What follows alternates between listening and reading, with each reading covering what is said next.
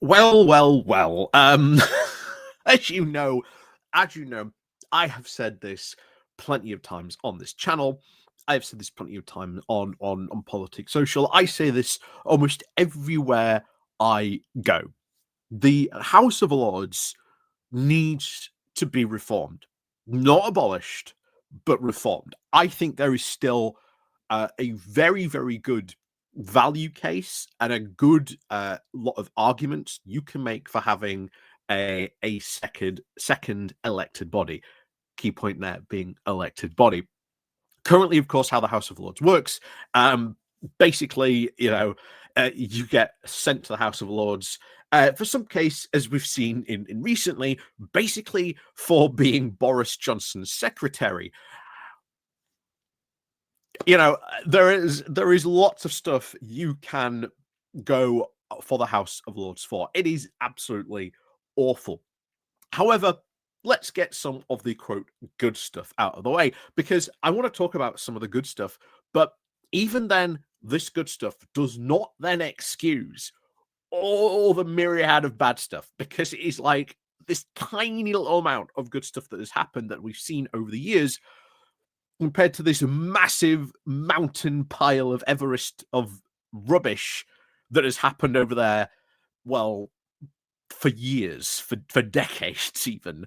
So what is some of the good stuff? Well, as people do rightly point out, very often there are, some good lords in there that do have a lot of governmental experience or experience from different backgrounds, which is at least good to see. The problem is that for every, as we say, good lord is that there's about 5 or even 10 other bad lords that, just, screw it up. So even if they are, quote, good, they can easily stand for an election if we make this an elected body, and they would get elected in, right? Because remember, just today we've had a quite a massive U-turn over the workers' employment rights bill.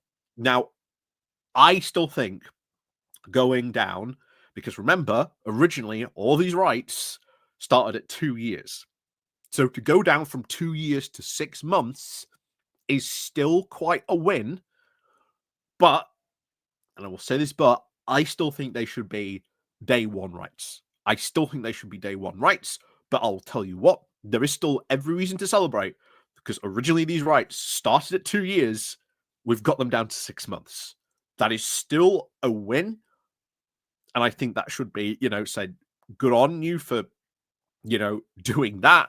But this was as people are quite rightly pointing out, this was this was a manifesto promise. This wasn't something that the Labour parliamentary party decided. No, this was a House of Lords. More specifically, when you are looking at it and you're breaking this down from what we are hearing, this was the Conservative peers that decided to go after this. Emboldened from what we are hearing of seeing all the bad news stories, everything that's been going on in Parliament, basically to do that.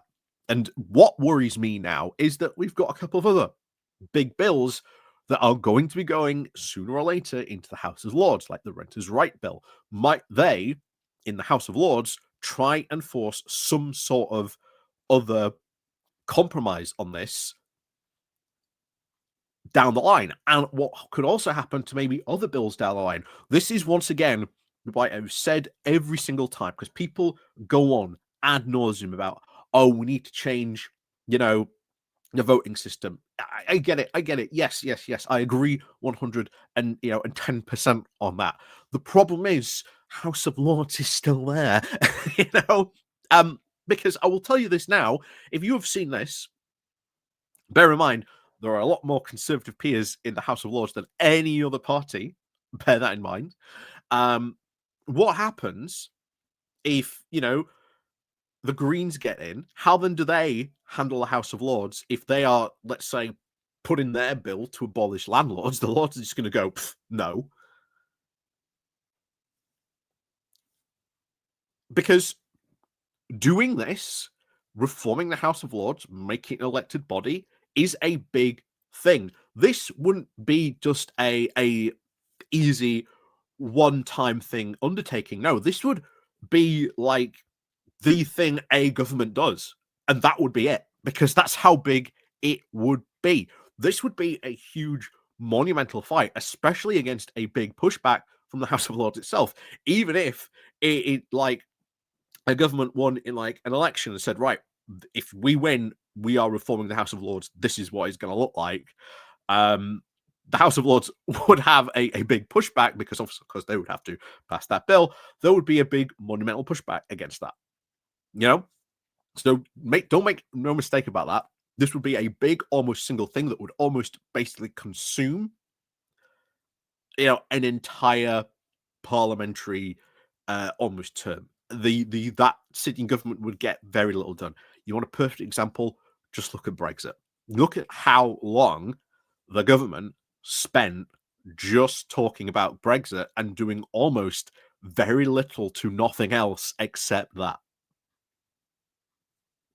So it would be a very, very big political undertaking, but I think it is an undertaking and a fight that is worth having, because if you are annoyed about this morning, then it is not the Labour Party you should be annoyed at this morning.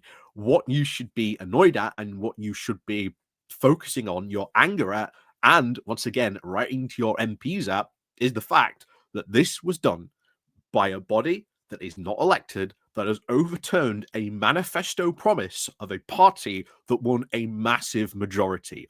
And this was overturned by a body that is not elected, that has been appointed by previous, conservative ministers sitting in there doing this.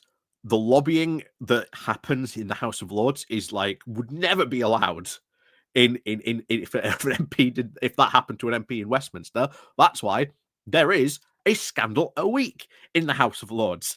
Believe it or not, that's how often one happens. That is the average time a scandal breaks in the House of Lords, because that's just how bad a rotten apple it really is to our democracy. This whole thing sums up why, once again, we need to get rid of the House of Lords. We need to, no, not just get rid of it, but we need to reform it completely, make it a completely elected body. As I've said before, think about it as like a house of like regional representatives. You could do it by PR. Each region, I don't know, gets five. Again, I don't know. And then those five are, of course, determined by how many people in that region vote. So you might get, I don't know, depending on your region, you might get, I don't know, 3 Labour, 1 Lib Dem, 1 Conservative. Again, just the top of my head thinking about what this area normally votes. So, that would be something I think to see. That is, I think, something that is worthy of happening. And I think now more than ever, this is when, and I wish there was a pressure group that was like, yeah, we need to get rid of the House of Lords. Because I've said this before, House of Lords, biggest slam dunk there ever was to have, because this is a thing that when it is pulled about, when people talk about it, it has cross-party support. Even sitting lords want to see the House of Lords reformed, but they can't agree how to actually reform it. Now, it is something that needs to be done, I think, very, very much so. And I hope this focuses people's minds into doing that. That this is something that is focused on. Because as much as I know people are going to complain about this being a U-turn, there are going to be people moaning about it. Remember, originally, prior to this, this was 2 years, right? Most of these things that they've were going, so like unfair dismissal. Well, unfair dismissal was 2 years prior to this. Going to be 6 months, and most of these things are going to be brought in. When this sort of bill passes, it's all going to be phased in over time, and about 2027 would be when they would all, finally sort of be brought in on that one. So it is a win. 6 months, I would prefer it to be day one, but if we've got it down from 2 years to 6 months, still sort of a win.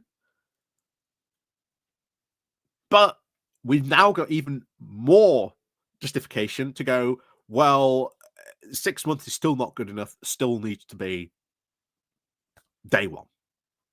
And I would hope that that is the fight that's continued. And honestly, what we've seen from many very, very angry Labour MPs, they are still going to push for that. So that is something worth fighting for. But again, your anger should not be targeted and pointed really at the Labour Party or the Parliamentary Labour Party. It is the House of Lords. Be angry at the thing that has done this, because it is the House of Lords that has done this. They're the ones that decided, right, we are basically going to pick a fight.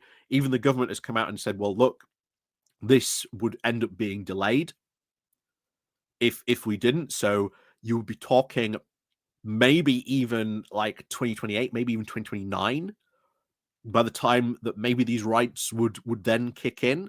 If we compromise now, then we'd still meet the 2027 deadline, that when all these rights would sort of finally come in. Yes, it's gone, it's 6 months, but remember, it's down from 2 years. So I still think it should be, day one, you get these rights. But hey, sometimes you got to celebrate a win when it's a win, right? And of course, reserve your ire. Not, of course, in this case for this, your ire should be pointed at the House of Lords. And what we should be worrying about is, might they try something like this again? Because I highly think they might do again in the future. So once again, point your anger at the thing you should be angry at, not in this case the Labour Party, the Parliamentary Labour Party, Keir Starmer, etc. It's the Lords. It's a high time we started a proper conversation about the House of Lords. And maybe this time, this is what really kickstarts it. So tell me what you think about this, of course, all down below. And of course, as always, thank you very much for helping support the channel. And of course, don't forget to click the like, share, and subscribe button on your way out. Don't forget to ring the bell as well. And we'll see you all next time.